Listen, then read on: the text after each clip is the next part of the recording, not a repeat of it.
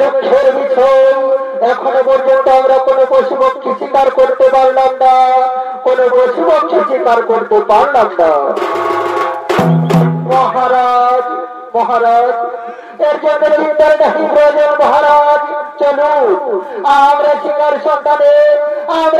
সন্তানে আবার মহিবরণে করিব প্রবেশ। না মন্ত্রীবর না, আর আমি পাল্টা জল বিপাশায় আমার সারা শরীর অবচ্ছন্ন হয়ে যাচ্ছে, জল বিপাশায় আমার গলা শুকিয়ে যাচ্ছে। তাই তোমরা আবার একটু জল এনে দাও,